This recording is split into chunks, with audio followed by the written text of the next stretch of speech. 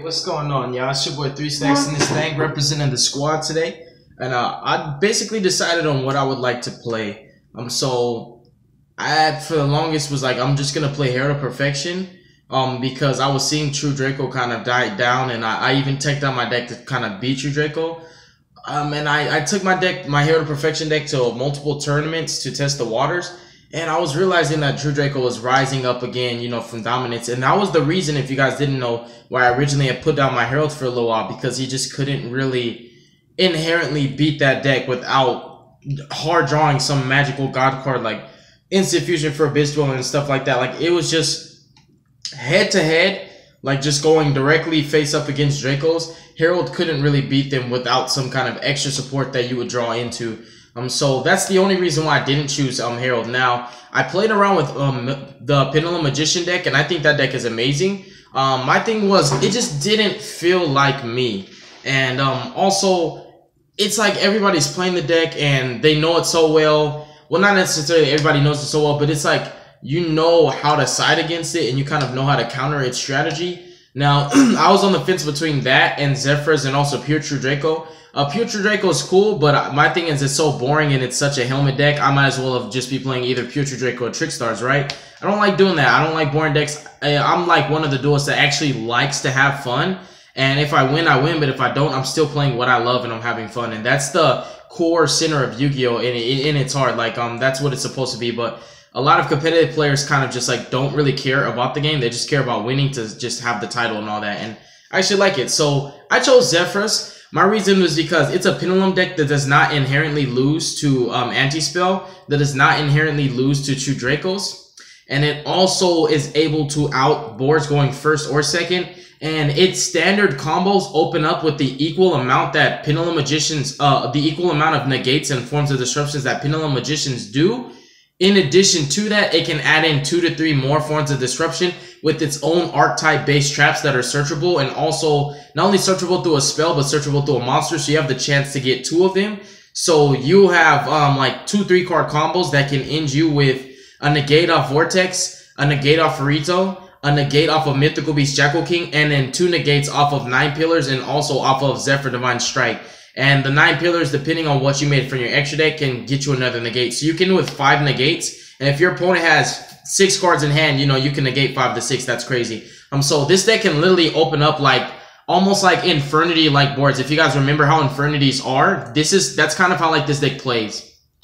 So it basically is trying to put up as many negates as possible, but also it doesn't struggle against Wavering Eyes because its searchable archetype spell protects its scales. It is able to play through a lot of disruption, and it can get hand trapped and still go. And it's also a deck that can play more hand traps than most Pendulum decks can and still make plays. Its max cap, it can play 9 hand traps without interfering with its engine. So it has a lot of strengths where the Pendulum Magician archetype has inherent weaknesses too. And like I said, it doesn't lose to Anti-Spell. Anti-Spell rarely does anything to this deck, and it's the only archetype that I can think of that can actually Pendulum summon twice.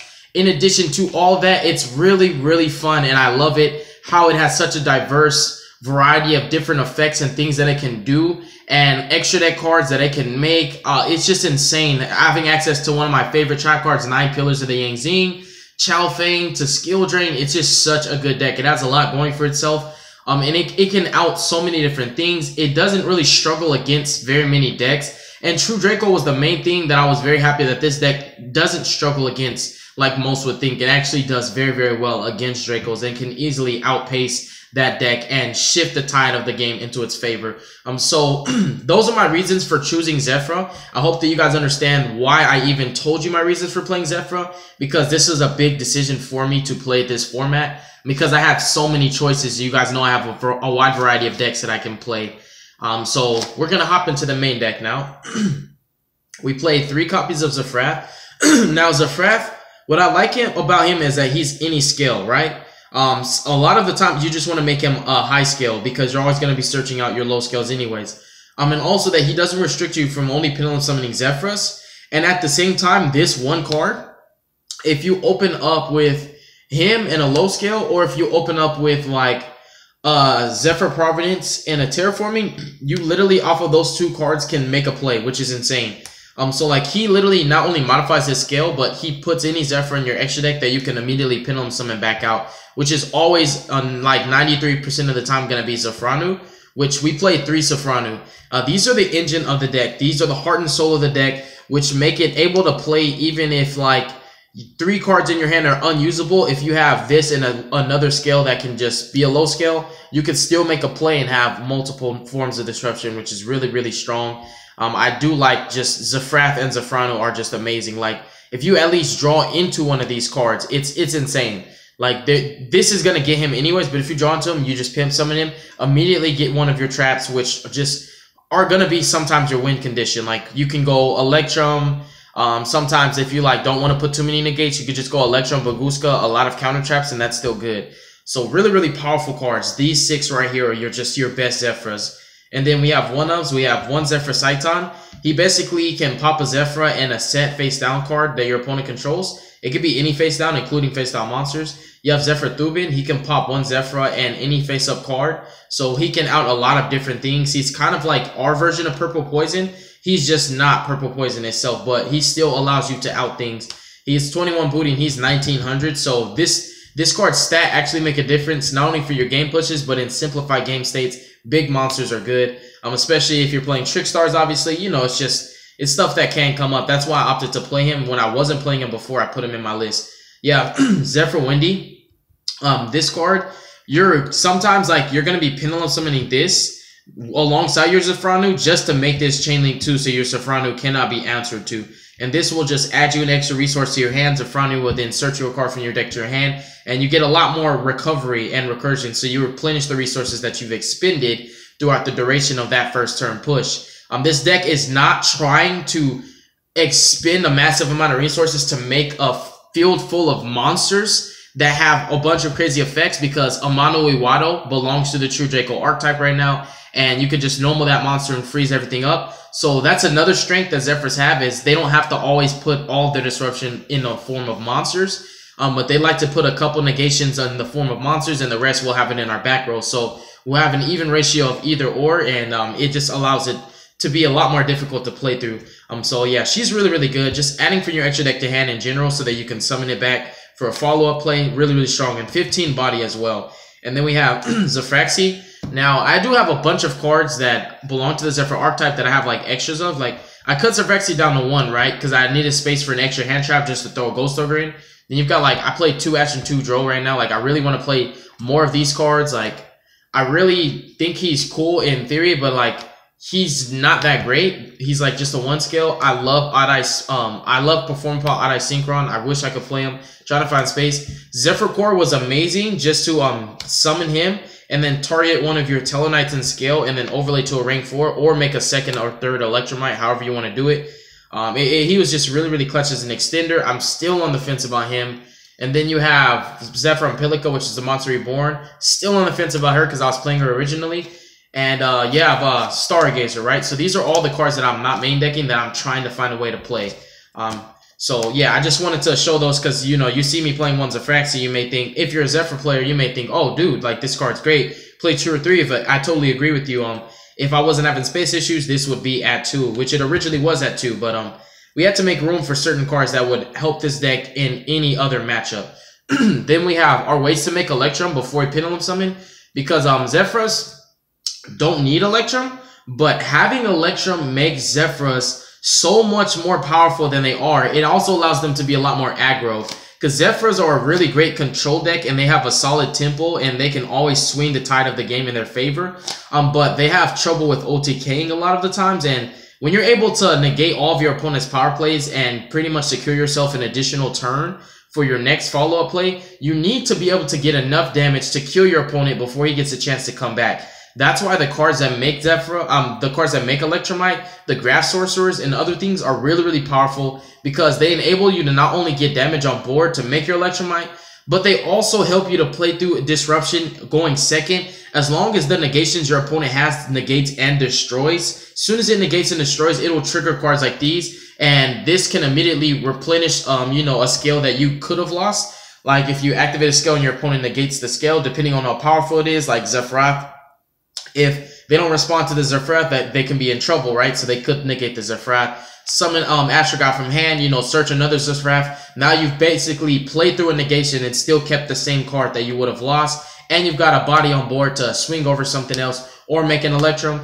This also helps you. This card is like a lifesaver, not only making Electrum, but also it helps you to not get OTK'd and to also play around anti-spell.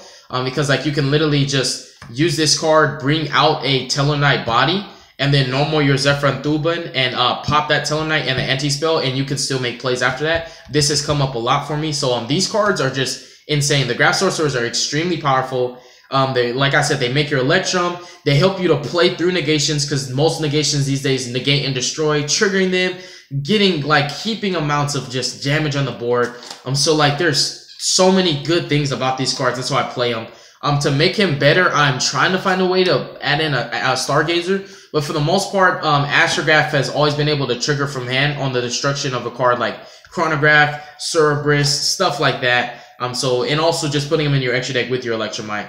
Then we have the Mythical Beast engine. The main aspect of the Mythical Beast engine is not to really help you to make Electrum, which it does do that. This is like, this one card puts itself in the extra monster zone to make Electrum.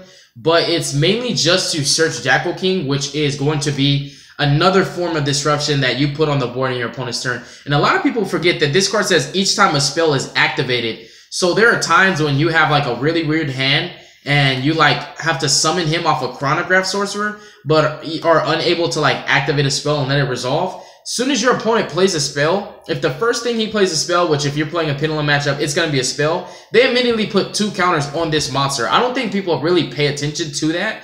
Like, you can summon this guy with 0 counters, and he'll get counters from your opponent. Your opponent will give him counters, and then he'll be a monster negator on your opponent's turn. So, like, you don't always have to put counters on him, but the cool thing is Zephras have searchable spells that you can play once he's on the field and add counters to him so that you're not reliant on your opponent's spells. Because if they're smart, they're obviously going to play around this. But it's really hard to play around this if you're playing Pendulums, because you have to play spells to play your game. So, like, you either have to find some way to kill him first and then play your spells, which you're wasting resources in a battle phase, or you just have to play into him. So he's really, really powerful. He's the main aspect of even playing the Mythical Beast engine, just to have negate here, and then a negate on him, and then counter traps to back me up, and I win the duel. Really strong. So they like the Graph Sorcerers and the Mythical Beast engine like serve dual utility purposes, searching out your cards, tutoring Pendulum monsters to the field so that you can make your Electrum, then Pendulum Summon, and also allowing you to play through Disruption, and then allowing you to put your own forms of disruption on the board. Such powerful engines, even though they're not Zefra cards, they serve a great purpose in this deck. And then this deck really does not have a good normal summon, and a lot of times I realize, like, when I'm able to make Electrum, like if I open up with the Chrono, I realize, like, I don't always have a normal summonable monster, because you do play a tad bit of high levels. Like, you have 3 level 6s, Zephra is like a level 9, and then all these other cards are not normal summonable, they're tribute summons. So I opted to start playing the Supreme King engine. We played 2 Dark Worms and 2 Gate Zeros. I really love this engine a lot. It's extremely, extremely powerful. It does so much work for you, and it's a valuable normal summon, and it's a level 4, which allows you to have more access to rank 4s. It's a dark, which gives you access to the Supreme King fusion. It's just so, like, all these cards have so much good value, and there's so many different applications that they give you in simplified and restricted, and also in hindering game states where it's like, oh my gosh, I need to make a play. And these cards help you out so much. The normal summon, the search for the low scale. You want to have gate 0 because you want to make Zefra scale 7 by dumping Zefranu. And then you want to Pendulum summon your Jackal King. You want to Pendulum summon your Zefranu and whatever else. Use Zefranu, search Zephyr Providence, activate Providence, put a counter on him, search your counter trap, and you've turned a spell into 2 negates, a negate on him and the counter trap that gets searched. And then you have like Vortex or Naruto or whatever else. You got like 3 or 4 always, every turn. Your minimum is 3 negates, bare minimum 3 negates every time. Your worst hand is 3 negates. And you have huge bodies on field. So the Supreme King engine is just insane. Like, it's way too powerful. And this is a level 7. I really need Meteor Burst because there's a crazy combo with this. Like, because like you don't always have 8 scale, and so you can't always Pendulum summon for 7, which it rarely comes up. This is the only 8 scale in the deck, which is Chronograph. And when you have them, that's just like the nuts. But if you don't have them, you're never able to Pendulum summon for 7. So you always have to basically go through more than one Electrum to get 2 Astrographs on board to do your Odd Eyes Vortex play. But instead of doing that, you can do your standard Zefra Synchro play for Odd Eyes Meteor Burst and special this for your Pendulum Zone, for your Pendulum Scale, and then make your Odd Eyes Vortex play from that. So I think Vortex is really, really smart to play in your extra deck. And then one Time Gazer as the target for Chronograph. You never really want to draw this card. It's just like not ideal, but if you draw it and you have Chronograph in hand, you can still make a play by taking a -1, but you can still make your play is the point. And it happens to be normal summonable, which does come up. Like if this seems like a brick and you do have a way to make Electrum, this would be the normal summon that adds a second Pendulum on field to make your Electrum, which is honestly the most busted Link monster at the moment.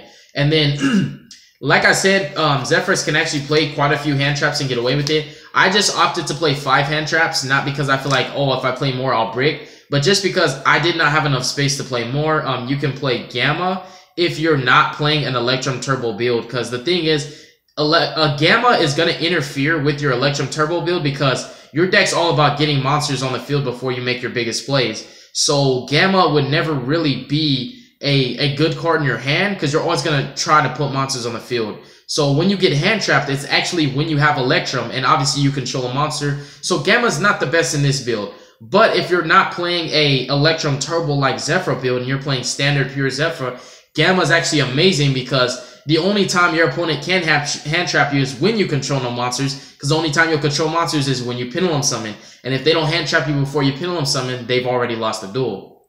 So for hand traps, we played 2 copies of Droll and Lockbird, 2 copies of Ash Blossom and Joy Spring, and the last minute tech that I cut one Zefraxi for was 1 Ghost Ogre, because these hand traps are searchable through 2 different Zephra plays. Your standard Zephra play is actually Stardust Charge Warrior with the field spell, which allows you to put any one of these hand traps on the top of your deck and then draw them. Your other play, which you can do both of these in one turn, is making your Chao Feng and using your counter trap 9 Pillars of the Yangzing to destroy him to negate your opponent's card and shuffle it. And if he's destroyed, he'll add a tuner from your deck to your hand. So the reason why I put in the Ghost Ogre is because there were times when I would need to either search Ash or I would already have Ash in hand. And when my Chao Feng gets destroyed, Ash would have been the only target in my deck. And obviously, I don't want to have 2 Ash in hand. Even though it's good to have 2, I want to have 2 different hand traps that I can actually activate in the same turn. So there are those games when you have Ash already and your Chao Feng gets destroyed and you don't have another target, right? Because I was only playing Ash Remedy. So I last minute threw in a Ghost Ogre so I can have another option to search off Chao Feng so that you can have Ash and Ogre, which is still powerful. When you have, like, when you factor in that this deck can make Vortex, Naruto, and Jackal King first turn, no problem, off of a simple 3 cards. Then you factor in those 3 negates on field and then accumulate all the advantage your opponent will lose from those. And then the more advantage that they will lose from your 9 Pillars of the Yang Yin, from your Zephyr Divine Strike, from your Zephyr War. And then on top of all those forms of disruption, you have hand traps that you can search. This deck, you never want to let it go first. It's almost like a Herald of Perfection playstyle, but instead of your negates being based on top of one monster, they're coming from everywhere. They're coming from the back row. They're coming from the monster zone. They're coming from your hand. So this deck is very, very skillful and very competitive, and it's not going to lose a lot. It's really not. It's a very hard deck to deal with. So that's why I just teched in the Ghost Ogre, just because not only is it searchable, but I needed a different named hand trap. So you play Ogre, Ash, and Droll, and they're all literally searchable. So you don't need to play 3 of them so that you can draw them. You can stack them up or search them whenever you feel the need to. Like your standard basic play of just Pendulum Summoning these 2 guys can search out any one of these, which is really strong. So Ogre, Ash, Droll in the main. My thing is most Pendulum decks cannot afford to main hand traps, and I'm actually happy about that because when you're playing Pendulums, you know that they inherently might not even have a response to you. So if you can make a board good enough, they're going to lose anyways, because Pendulums actually cannot really play through the kind of boards that Zefra makes. It's different from a Pendulum mirror match board. If it's a Magician mirror match, Magicians going second or first, either player has an equal opportunity to play through negates and still break the board and win.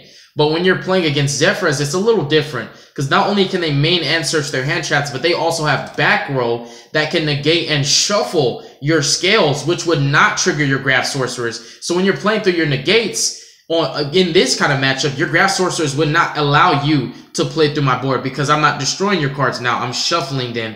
And it becomes a lot more problematic. So Pendulum Magicians aren't necessarily going to be able to like play through your board and OTK you. They might play through like 2 or 3 negates, but the other 2, they'll just have to scoop it up on them. So this deck is really, really mad powerful.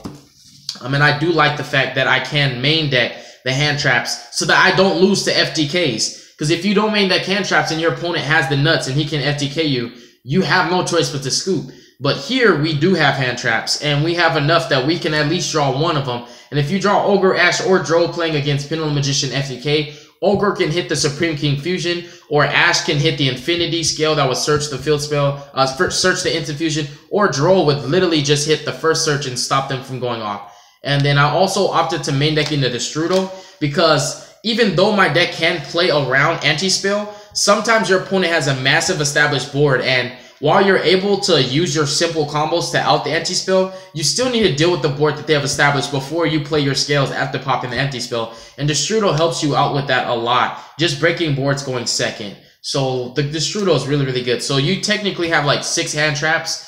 This one's just only on your turn, but these 6 cards all get you out of awkward binds, and I really wouldn't cut them. They're like the stars and MVPs that are not pendulums. And then, yeah, he does play around barrier too, which I have to, let you know. Then, like, honestly, the best cards in the deck are the Zephra spells. You play 3 Providence and 3 Oracle of the Zephra. Oracle of the Zephra is honestly one of the most busted field spells I have ever read in my life. I also do love field spells. I'm a huge field spell fanatic, if you guys didn't know that about me. And this field spell literally has an activation effect that searches, and then 4 different effects that apply depending on what type of extra deck monster or ritual monster you summon using a Zefra as a material, and it's not once per turn. So you can XYZ as much as you want and draw and discard as much as you want. You can synchro as much as you want and stack as much as you want. You can fusion. The fusion one lets you special summon a monster from hand. You don't really need that because you already have chronograph to do that, and we don't play rituals. So really the only actual effect that we're using is the synchro one and the XYZ one, which are honestly the 2 best ones. Well, the ritual one's busted because it literally lets you, I think it's banish or shuffle. Yeah, it lets you shuffle a card on the field. Yeah. It's shuffle 1 monster on the field into the deck. So like it just has so many insane effects. It's busted. It just allows you to play through a lot more boards, and also as long as it remains on the field, you'll get this gradual accumulation of extra advantage that you shouldn't have got just by making your standard plays.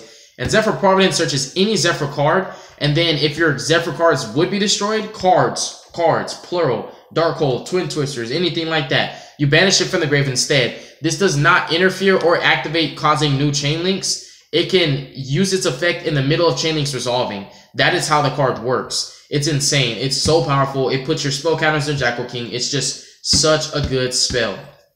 Then we play Dragon Shrine and Foolish. I did not want to play like 3 Dragon Shrines because I'm already playing 3 Zefra, Oracle of Zefra, and 3 Zefra Providence, and these are hard once per turns. These are worth it, but I didn't want to play 9 spells that all say hard once per turn. It just kind of, I didn't want to have those weird bricky hands, so we opted to 2 Dragon Shrine and 1 Foolish. You can toss in a 3rd Dragon Shrine, but these are your flex cards for your Supreme King engine, and also in awkward game states where your opponent either buried you or anti-spelled you. You can set this if it's under anti-spell, or if it's under barrier, you could just play this and then go into Black Rose and blow up their field because they call Pendulum and you can still synchro.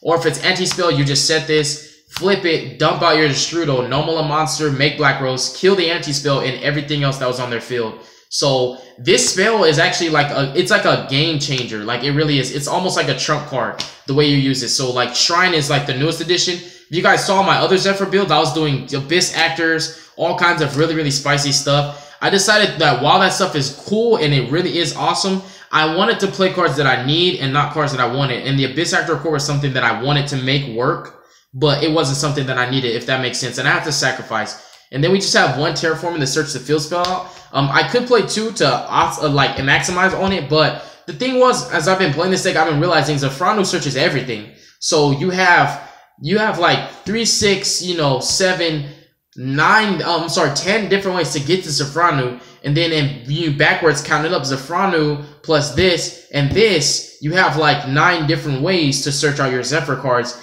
and then you have 6, 7, 9 different ways to search out your counter traps. So you have like 1/4 of your deck searches everything you need, whether it's the pendulum monsters, the traps, the actual spells themselves, or Zefra. Like, you have so much consistency, so many different ways to get to it. But I did think that at least one terraforming would be optimal, because like you don't always want to use your Providence or your Zefra to search the field spell, and you still want to see the field spell. So playing 4 of it is better than playing 3 of it. And then for the traps, I've been having weird ratios on this. Right now I'm doing 2 9 Pillars of the Yang Zing, because it's better in any matchup. And also Pendulum Magicians, again, when you negate and destroy their cards, you enable them to trigger a Graph Sorcerer, which means if you don't negate that Graph Sorcerer, which can be a bait for another negate, it could potentially bring them back into like the forefront of the duel where they're in the driver's seat and you're in the passenger. Then we have 1 Zefra Divine Strike, which I want to play more of, but I feel like this is better right now. And I feel like you have a higher chance of having a Zefra monster on the field than you do of having one in the extra deck, because not all the time are you going to end your turn with the Zefra card in the extra deck, especially if you do the Zefra Windy combo with your Zefra just to make sure he's Chain Link 1. She'll add 1 from your extra deck to your hand, so you might not have another target. But at the same time, when you're doing your Electrum plays and you're going off, you're putting targets in the extra deck, and Zephra at the same time can load your extra deck for it. So it's always live, but my point is this is going to be live all the time, where this is only going to be live if you're able to either get Zephra or Pendulum Summon and then use it. But these also work well together with each other, because you can flip this, pop your Zefra, use Zefra, search out Zefra War, right? And then you can flip this and then banish Zefra from your extra deck, negate another card, and then activate Zefra War from your hand and pop another card. And that's all off of the traps. They still have to play through Vortex, Naruto, and Jacko King. So, like, you win. It's really, really powerful. And then 1 Zefra War. So, here's the other traps, right? I'm actually trying, like, to find this equilibrium where I can play actually 2, 2, and 2 and get away with it. So, I'm going to figure something out, and I'm going to do something crazy with this deck where I'm going to be able to play 2 of all the traps, because I love the traps. The traps are actually this deck's bread and butter. They also help you in the Draco matchup, like, immensely. Like, just so powerful. Like, if you could just establish like anything that can prevent them from getting the traps engraved, if it's Abyss Dweller, if it's Kara Gorgon, the anti-luminescent knight redirecting targets, if it's, you know, like Mask of Restrict, anything like that, they have to play into the negates. And Zefra War is really good in that matchup to just pop the diagram and you can swing over the Masterpiece. And just negating and shuffling Apocalypse and also Heritage, make sure that they don't hit the grave and they can't pop anything. So, like, again, the traps are the bread and butter. So that is the main deck. It is well above 40 cards for my own personal reason.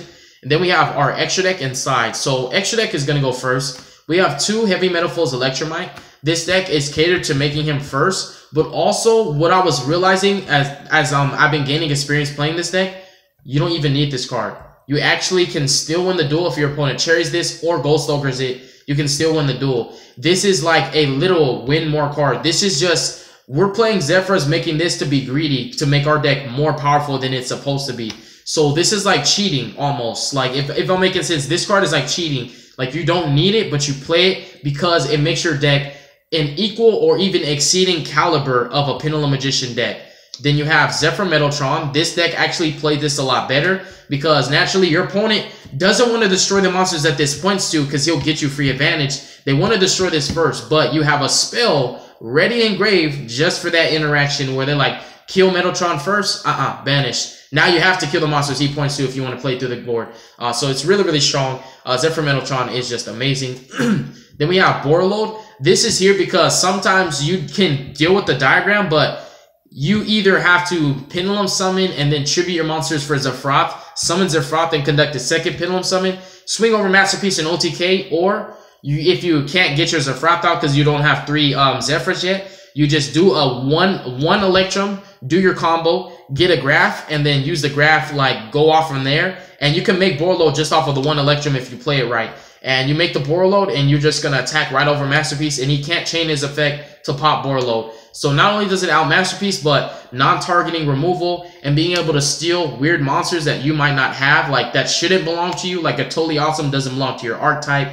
A Cypher and Lord Omega might not belong to your archetype. Just, for example, like there's a lot of monsters that you don't have access to, but Borreload will give those to you. You can use them, and you can use their effects, and then you can even link Borreload and that, depending on what it is, and another thing, into Metaltron if you don't want your opponent's monster to hit the graveyard yet, or whatever it is, you know, just use it. And then we have Saria as a Skull Dread. This card is really easy to make in this deck, and also it allows you to put certain cards that you don't want in your hand back. Like, when you're playing Zephras, sometimes you might actually draw 2 hard ones per turn effects. Or you might actually, you know, for example, draw Destrudo and you don't need them yet. Or you might draw, like, just 1 too many of the same card. It happens sometimes, right? So you can fix your hand. But if your hand's already broken, this card makes your hand like, oh my god, I'm about to get a headache. Like, this card is really, really good. And special summoning from the hand helps you out a lot because you can special summon your Jackal King. If you somehow couldn't get Jackal King on the field through your Pendulum Summon or your Chronograph Sorcerer, you could just literally use Skull Dread, special Jackal King, play a spell, put counters on him, and now your board is really insane. And you're also able to make this card before your Pendulum Summon. If you get your Zefra combo and you do your Electromite play without your opponent Ghost Ogring or Effect Veiling the Electromite, you can make Sorry use a Skull Dread first and then Pendulum Summon 3 monsters from your extra deck. And if you want to, 1 from your hand. So he's just insane. This card is very, very, very powerful. And the boost for all your monsters actually does matter when you're summoning a Vortex with, you know, like 3,000 attack, for example. Because, like, you can do your combo and go absolute, link with that and everything else and make your Skull Dread. And then put Vortex, like here, 3,300. Like, all your monsters get that boost. Insane. So 5 links is a link package. And then we play 5 synchros. Chao Feng. Yazi is one of my most favorite cards. I love Yang Zings, if you didn't know. Like, True King Yang Zings was my jam, and this card is so great. It's so powerful. He has so many effects. He can't be targeted. He can also Scrap Dragon by targeting a Yang Zing and a card your opponent controls. It just so happens that your Zephra archetype plays Yang Zings in it, so he can even pop your Zefranu and pop your opponent's card and trigger Zefranu's effect to search, or he can pop himself and use his effect to special a worm type from the deck, which could be Zefraxi, for example. And Zefraxi would then get his effect to make something a tuner, etc., etc. He's a really strong card. Great interactions with him, and he can't be targeted by card effects. So he alone can be a thorn in your opponent's side if you're just trying to get over things. He can't be targeted, so he puts a little, like, a spiral resort on himself. He's really strong. Then we have Black Rose to play around Anti-Spell and Dimensional Barrier. So like this, your opponent will think that he won the duel because he thought he floodgated you. Remember, like I said, this is not Pendulum Magicians. We don't pray to God that we draw Purple Poison so we can out Anti-Spell. We just out it our own way. And Black Rose is insane. The fact that Pendulum Magicians have access to certain cards that, you know, most decks can't make, it makes it even more fair that this deck can make Black Rose and Pendulum Magicians cannot. They have a Raigeki Synchro. We have a Synchro that destroys everything, and it's generic. Stardust Charge Warrior for your play with your Field Spell, Oracle, or Zephra. When you want to stack Ash, Droll, or Ogre, depending on the matchup. Like, you just stack the certain card. Like, a lot of the times, I'll stack Droll because Droll can't be searched by Chao Feng. And then I'll use the Chao Feng to search out the missing counters, the missing tuner hand trap that I needed. So a lot of times I do stack Droll. And also I do feel like Droll is so much better against all the other decks. Like, if you don't know what you're playing, it's safe to get a Droll and feel that you're going to win off the Droll than it is like where Ash, you know, is not that great in the Pendulum matchup. And it's great against Dracos ashing like Demise. But at the same time, they might have that Amano, that rock monster. But nonetheless, it searches your counter traps. And it can attack everything, which does come up. Like, if you're playing Trick Stars, you can attack over everything. When you're trying to OTK, like, you can just really steal wins with this. And this makes sure that when they scapegoat, you attack all the tokens so that they can't make a board load and try to, like, out your board next turn. Then we have Metaphys Horus. This card is really, really insane. The 2 effects that you can use is the one to target a face-up card on the field. Its effects are negated permanently, so it never can turn off. And once it's turned off, you can't turn it back on. And he can make your opponent relinquish control of one of his monsters to your control, and that is permanent. So he's a mind control permanent, and he's also like a he's almost like a Fiendish Chain for any card that's permanent. So making this, you can deal with 2 different things. You can turn off a floodgate that's in your way. Like, it can literally be like you, oh my gosh, I was actually able to do this. Like, oh, I see a floodgate. Like, I can actually do this. Like, I can make the Metaphys Horus. I can deal with that floodgate, and I can take that monster. So he deals with a lot of problems. Like, so he's a really, really good card to have in your arsenal. And also, Pendulum Magicians can't make this. Pendulum Magicians can't make any of these cards. So yeah, they have Time Star Magician, and they have the Supreme King Dragon Clearwing, but everything else in their extra deck other than that, we can actually make. So we have that. Like, we have everything they can make plus this. No, I'm sorry. We can't make Trapeze Magician, but we can make the Supreme King extra deck monsters because we not only play dark monsters that are pendulums, but we also play the Supreme Kings themselves. And then for XYZs, we have Odd-Eyes Absolute Dragon. Oh yeah, and we can make Ignister. I'm not playing Ignister because he doesn't come up enough for me to play him, but you can play him. It's just hard to make him sometimes because I'm not playing certain Zephras that I told you I should be playing. Like, this makes Ignister easy. And this being a level 2 helps you out a lot. Like, when you can summon Zefraxi and Zefranu in this, and then you can go Zefraxi, target this, make it a tuner, and then synchro with this and Zefranu, make your Ignister there. So, because I'm not playing certain levels and certain Zephras, that's why it's hard for me to make Ignister, and that's why I'm not playing them. I feel like if I was able to make them consistently, I'd be playing them. But yeah, Absolute for your Vortex combo. You have M7, because this card can add back cards that you've lost access to. He adds back any monster. It could be a hand trap, which is one of the most busted things ever. It could also just be like a Graph Sorcerer that was under an XYZ material and you needed to add it back so that you can trigger the Graph Sorcerer's effect again. He's just a really, really good card that comes up mid to late game. And he can just bounce monsters out of his way as well. And you XYZ with your Zefranu, you get the effect of the Zephra Field Spell, which allows you to draw one and discard one. So you can draw a monster, discard it, and use him, add it back anyways. Really, really strong if you want to keep the card that you drew. And then you have Baguska. This one rank 4 slot, because like I feel like I need to make more room for rank 4s, but right now I can only play one. This one rank 4 slot really matters a lot. And I was on the fence about these choices, right? I also can make this. And this is supposed to be in my deck, but I'm still trying to find space for him because he's part of one of my combos. So he's actually supposed to be here. I'm making room for him like very soon. But the one rank 4 spot that I had on my extra deck was going to be one of these three. I wanted to play both of these, but the extra deck is literally so tight that you can't do this without making a sacrifice. And you want to sacrifice any of these good cards, it's hard. So I was like, Tornado Dragon is really strong against certain matchups. It's not as powerful against Pendulum Magicians because a lot of their scales have good effects in the destroy, and also they play Graph Sorcerers. So this card can actually make them win more than they were supposed to. But it's theoretically good against that, supposedly. It's not really, like, Tornado's not that good against Pendulums. That's why a lot of Pendulum players cut this, but it's good against a lot of other decks. It's not ideal against Dracos. It's really not. Popping their back rows is not good. Only popping their diagrams is good, but we can already do that. So Pendulums and Dracos, this is not that good for. And those are already two of the best decks. This card is not that good against Light Swarms. That's another great deck. It's not that good against Dinos. That's another great deck. It's really only good against Trickstars and Rogue decks. And I felt like if I'm going to play one rank 4, it can't just be for a random matchup. It has to be universally good for a lot of different decks. This is still a great card, though. Keep in mind, it's a great card. If I had room, I'd play it. Then we had Dweller, because I'm scared of True Dracos. Like, if I make my board of negates and I have good counter traps, I don't want them to start tributing spells and tributing traps and popping my negates before I get a chance to stop plays. So Dweller was like going to be really important, but then I was like, okay, this is only for one matchup. And then I thought to myself, Baguska. Now Baguska is universally good. It automatically beats Dinosaurs. It automatically beats Trickstars. It almost inherently beats Light Swarms. Pendulum Magicians, they have to somehow extend their plays to where they can go into Zefra Metaltron or Decode and not get it destroyed by one of my traps. So it's just so powerful against so many decks. Everything that is not True Draco, this rank 4 slows down immensely. And we play, when we're going first, we're not trying to be too greedy. And sometimes if you're not able to do your Vortex combo and you get hand trapped, then you have to make like a Baguska. So I feel like it's like either this or Dweller, but ultimately I chose Baguska because my one rank 4 mattered and I wanted to be universally good against a lot of different matchups, and it really is. And also keep in mind that Infernoids are like still a deck, and I just had all these different thoughts in my head, like what if it's a rogue matchup, like what if it's all these different decks? So I'm like, all right, Baguska, it's so much better against everything, whereas Dweller is very, very archetype specific. So, you know, we got Dweller there, but still trying to find space for him.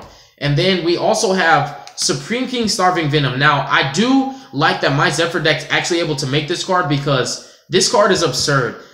He, like Borreload, he gives you access to any monster effect that your deck does not provide for you.